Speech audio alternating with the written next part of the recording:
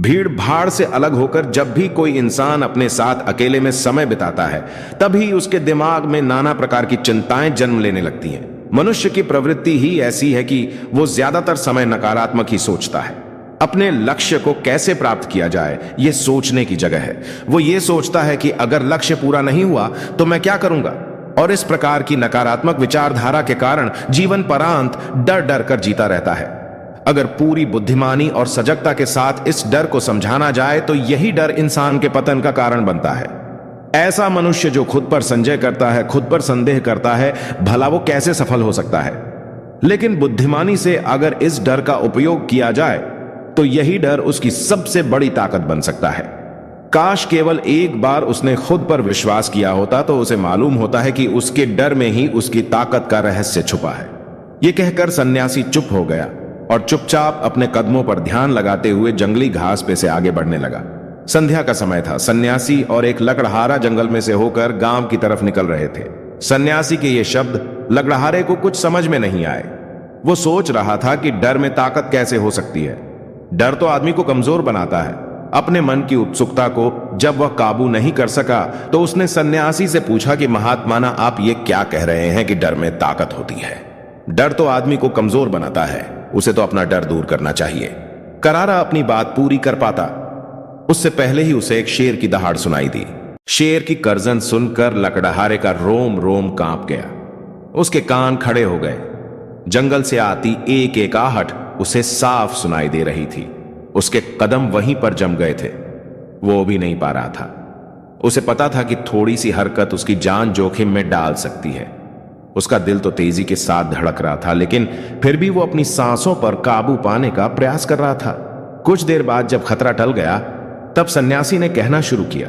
सन्यासी ने कहा कि अभी जब तुम डरे हुए थे तो तुम्हारे शरीर का रोम रोम जाग गया था। जंगल से आ रही छोटी से छोटी आहट पर भी तुम्हारा ध्यान लगा हुआ था। तो इस प्रकार अपने मन के डर के कारण तुम होश में आ पाए, तुम पूरा ध्यान लगा पाए। इससे पहले जब तक तुम्हें शेर की दहाड़ सुनाई नहीं दी थी तब तक तुम अपने विचारों में खोए हुए थे, लेकिन जैसे ही तुम्हें शेर की दहाड़ सुनाई दी वैसे ही तुम्हारे सारे विचार गायब होकर हम वर्तमान में उपस्थित हो गए थे। यदि तुम्हें अभी शेर से बचकर भागना होता या फिर उससे लड़ना होता तो तुम्हें अपने शरीर की वो क्षमता देखने को मिलती जो आज तक जीवन में तुमने खुद भी महसूस नहीं की होगी। जब कोई कुत्ता तुम्हारे पीछे दौड़ता है उस समय तुम्हारी जो रफ्तार होती है वो तुम्हारी आम जिंदगी से कहीं ज्यादा होती है। साधारण जीवन में तुम इतने तेज नहीं दौड़ पाओगे जितना कि एक कुत्ते के सामने दौड़ पाओगे। ये ताकत या कहें कि हमारे शरीर की क्षमता अभी देखने को मिलती है। जब हमारा मन डर में होता है, किसी डरावनी परिस्थिति में हमारा मस्तिष्क और हमारा शरीर अपने उच्चतम श्रेणी में काम करता है। जो काम तुम आम जिंदगी में नहीं कर पाते वो तुम्हें डरा कर कराया जा सकता है। जहां पर भी तुम्हें डर का एहसास होता है वहीं पर तुम्हारी इंद्रियां पूर्ण रूप से सक्रिय हो जाती है। तुम्हारे कानों की सुनने की क्षमता तेज हो जाती है, दृष्टि एकटक हो जाती है, पूरी सजग हो जाती है, सक्रियता बढ़ जाती है। और जैसे जैसे वो डर खत्म होता है वैसे वैसे तुम सुप्त अवस्था में चले जाते हो। तुम सो जाते हो और तुम्हारे इंद्रिय फिर से आराम की स्थिति में चली जाती है। सन्यासी ने लकड़हारे से कहना जारी रखा कि परीक्षा से एक दिन पहले जो याद करने की तुम्हारी गति होती है वो साधारण याद करने की क्षमता से कहीं तेज होती है। सिर्फ एक बार याद किया हुआ तुम्हें परीक्षा के समय याद रह जाता है और तुम जानते हो कि ये सब परीक्षा के डर से ही होता है। इसीलिए डर को दूर करने की जगह इंसान को यह सोचना चाहिए कि वो अपने डर को ताकत कैसे बना सकता है। जिस प्रकार सुख और दुख, प्रकाश और अंधेरा एक ही सिक्के के दो पहलू होते हैं, उसी प्रकार डर और ताकत भी एक ही सिक्के के दो पहलू होते हैं। जिस प्रकार रोशनी के बिना अंधेरा पूर्ण नहीं होता, सुख के बिना दुख पूर्ण नहीं होता, उसी प्रकार डर के बिना ताकत का भी कोई महत्व नहीं है। लकड़हारा सन्यासी के ज्ञान से बहुत प्रभावित हुआ। उनके चरणों में नतमस्तक हो गया और उनसे पूछा कि महात्मा, अंधेरे को तो दिया जलाकर रोशनी से भरा जा सकता है, लेकिन अपने डर को ताकत में कैसे बदले? इसके लिए कोई उपाय बताएं। इस पर सन्यासी ने कहा कि डर दो प्रकार के होते हैं। सबसे पहला मानसिक डर और दूसरा शारीरिक डर। सन्यासी ने लकड़हारे को समझाते हुए कहना शुरू किया कि मान लो तुम्हें जंगल से होकर गुजरना है और अचानक तुम पाते हो कि तुम्हारे मन में शेर का ख्याल आ गया। अभी तक प्रत्यक्ष रूप में शेर तुम्हारे सामने नहीं आया है ना, उसकी दाढ़ सुनाई, मतलब दूर दूर तक कोई अंदेशा नहीं है कि जंगल में शेर मौजूद है, लेकिन शेर का ख्याल आने से तुम्हारे मन में एक डर पनप गया। अब तुम्हारा उठने वाला एक एक कदम उसी डर से अभिभूत होगा। हर समय तुम्हारे मन में यही ख्याल चलेगा कि कहीं शेर ना जाए। ये शेर वर्तमान में तुम्हारे सामने नहीं है, यह तुम्हारी बहुविषयक की कल्पना है। इसी प्रकार जो मनुष्य अतीत और भविष्य की चिंताओं में डूबा रहता है, वो मानसिक डर का शिकार होता चला जाता है। इसी विडंबना के कारण वो अपने जीवन में जीतने भी निर्णय लेता है। वो सारे मानसिक डर से ग्रसित होते हैं। इसीलिए ज्यादातर मनुष्य पूर्ण रूप से अपने निर्णय पर भरोसा नहीं कर पाते हैं, और यही निर्णय या फिर फैसले जो आधे मन से लिए जाते हैं मनुष्य के कार्य को पूरा नहीं होने देते। लेकिन यह भी सत्य है कि मानसिक डर के कारण ही इंसान अपनी तैयारी पूरी करता है। अगर तुम्हारे मन में शेर का ख्याल नहीं आएगा तो तुम शेर से सुरक्षा के लिए कोई भी कदम नहीं उठाओगे, लेकिन अगर तुम्हें शेर का ख्याल आ गया तो तुम उससे सुरक्षा के लिए कोई ना कोई तरीका जरूर अपनाओगे। तो इसीलिए मानसिक डर बेकार नहीं होता, वो आपकी सुरक्षा को और ज्यादा मजबूत भी करता है। लेकिन समस्या तब शुरू होती है जब आप चाहकर भी कुछ नहीं कर सकते, लेकिन उसके बावजूद आप मानसिक डर झेल रहे होते हो। उदाहरण के लिए कुछ मनुष्य हमेशा ये सोचते रहते हैं कि उन्हें कोई बीमारी ना हो जाए, कहीं उनके साथ कोई दुर्घटना घट जाए, कहीं उनके साथ कोई धोखा ना कर दे। लेकिन इन सब घटनाओं पर उनका कोई जोर नहीं होता है, ये उनके हाथ में नहीं होता है। अगर दुर्घटना होनी होगी तो होगी ही, अगर बीमारी होनी होगी तो होगी ही। अच्छा खान पान और अच्छी दिनचर्या का पालन करने के बाद भी अगर कोई मनुष्य बीमार हो जाता है तो यह उसके नियंत्रण के परे की बात है। अपनी तरफ से उसने पूरी कोशिश की और यही उसका कर्तव्य था। उसमें कोई कुछ क्या कर सकता है। जो घटनाएं इंसान की पहुंच के परे होती है वो उनसे परेशान होता रहता है, उनसे भी उसका मन घबराता रहता है, और यही मानसिक डर उसके पतन का कारण बनता है। और यही मानसिक डर अगर सही तरीके से इस्तेमाल किया जाए तो मनुष्य समझदार अनुभवी कहलाएगा। जो इंसान ये सोचता है कि कांटे सिर्फ दर्द देने के लिए ही बने हैं, वो ये भूल जाता है कि कांटे ही फूलों की रक्षा करते हैं। इसी प्रकार एक ज्ञानी मनुष्य किसी भी चीज का उपयोग अपने सकारात्मक तरीके से कर सकता है, लेकिन एक अज्ञानी मनुष्य है अपनी अज्ञानतावश उन चीजों को भी छोड़ देता है जो उसके लिए उपयोगी होती है। विवेकशील मनुष्य फेंके गए पत्थरों का भी महल खड़ा कर लेता है, लेकिन एक वैज्ञानिक मनुष्य उन पत्थरों को दूसरों पर फेंकता रहता है। किसी मनुष्य को अपने मानसिक डर को ताकत में बदलना है तो उसके कुछ नियम हैं, कुछ उपाय है। सबसे पहला उपाय अपने विचारों का निरीक्षण। अगर हम अपने जीवन में अपने विचारों का निरीक्षण करेंगे तो हम पाएंगे कि ज्यादातर विचार काल्पनिक होते हैं, और इसीलिए जो डर उन विचारों के कारण पनपता है वो भी काल्पनिक होता है। कांटे सिर्फ दर्द देने के लिए ही बने हैं, वो ये भूल जाता है कि कांटे ही फूलों की रक्षा करते हैं।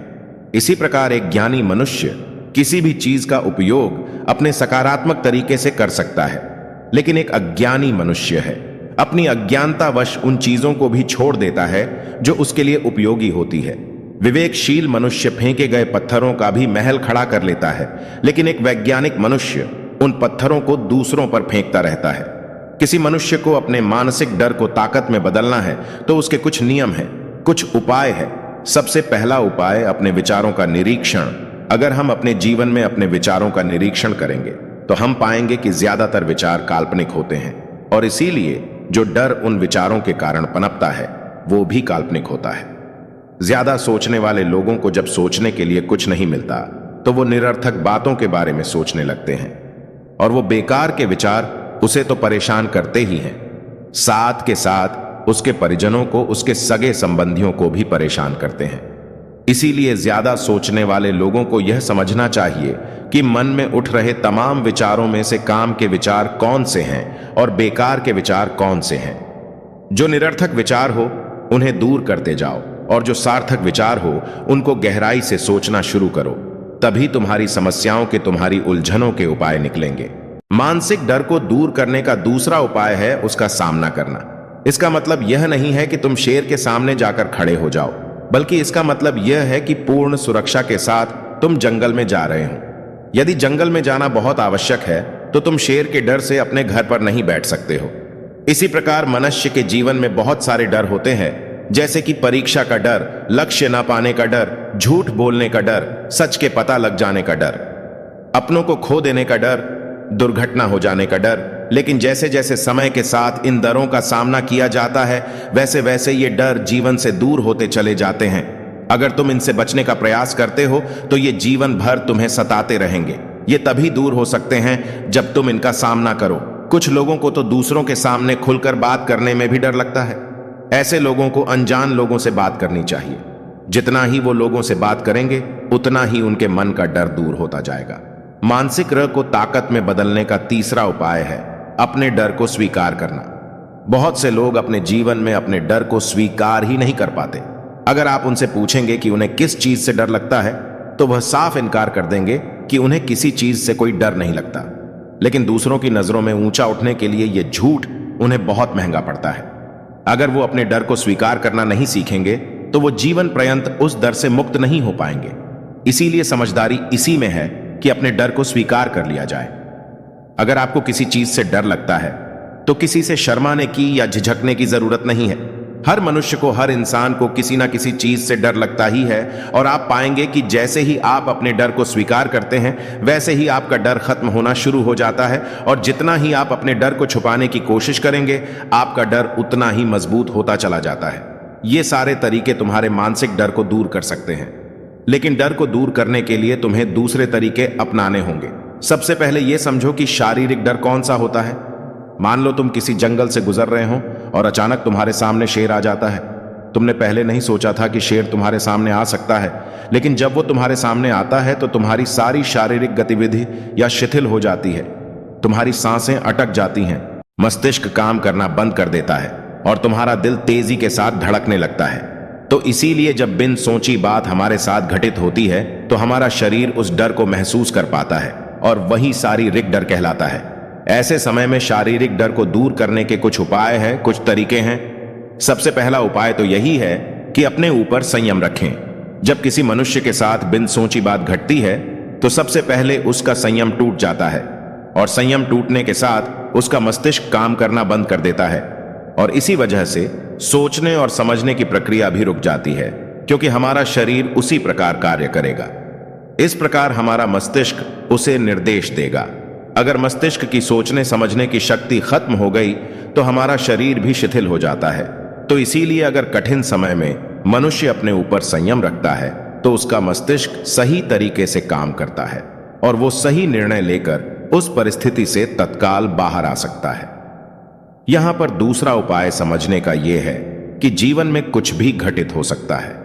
जीवन बड़ा चमत्कारिक होता है।